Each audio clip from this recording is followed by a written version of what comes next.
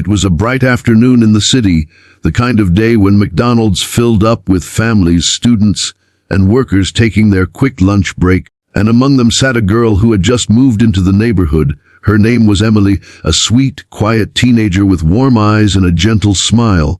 But what set her apart from most of the others was the wheelchair she relied on to move around.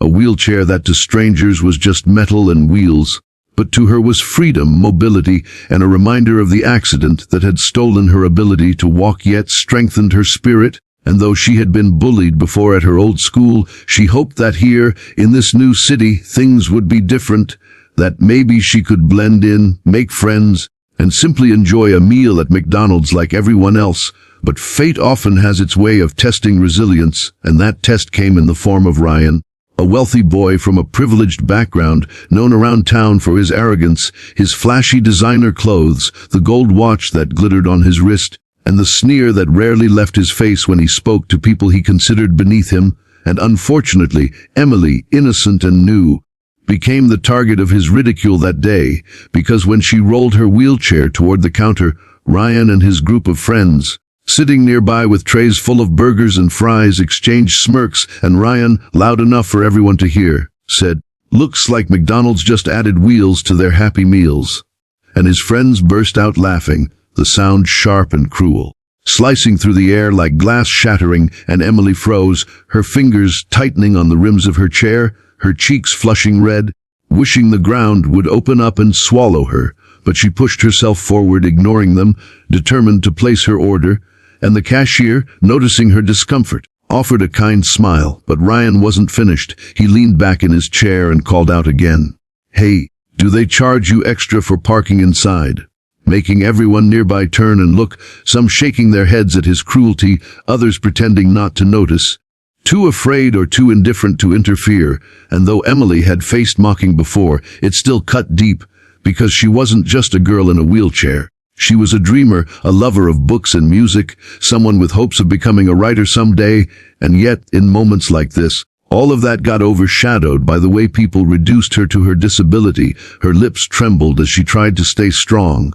But Ryan's laughter rang louder, echoing in the restaurant, and as Emily tried to hide her tears, a man walked in, the kind of man whose very presence commanded respect, dressed not in flashy clothes but in the crisp, neat uniform of the United States Air Force, his posture straight, his stride purposeful, and his eyes scanning the room with the sharpness of someone trained to notice details. His name was Captain James Carter, a decorated officer who had seen combat, led missions, and endured hardships most could never imagine. Yet beneath the uniform was also a father, a brother, a protector, and someone who had dedicated his life to defending the vulnerable. And when his gaze fell upon the scene unfolding before him, the rich boy mocking the girl in the wheelchair, something inside him stirred, a mixture of anger, disappointment, and an unwavering sense of duty to step in, because heroes don't just serve overseas, they serve right where they stand.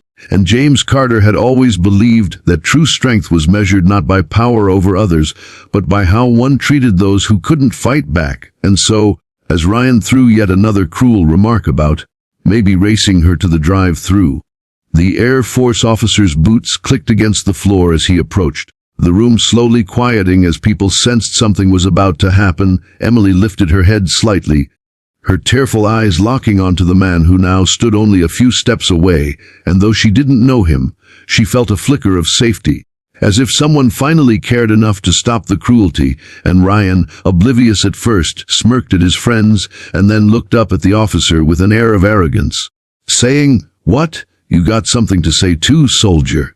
And that was the moment the entire restaurant held its breath, for no one knew what James Carter would do or say. But one thing was clear. The mocking was about to meet its reckoning, and Emily, caught between fear and hope, knew this was the moment that could change everything. Not just for her, but for the boy who thought wealth gave him the right to belittle others, and perhaps even for everyone watching who needed to be reminded that kindness is courage, respect is strength, and silence in the face of cruelty is never the answer. And before the officer spoke, Emily whispered to herself, almost like a prayer, "Please, let this end," unaware that this was only the beginning of a story that would leave everyone in McDonald's that day with a memory they would never forget. And for those listening to this story right now, if you believe that kindness and justice must always stand taller than arrogance, make sure to subscribe to this channel. Because stories like these aren't just entertainment, they're reminders of who we should strive to be, and your support keeps these powerful lessons alive.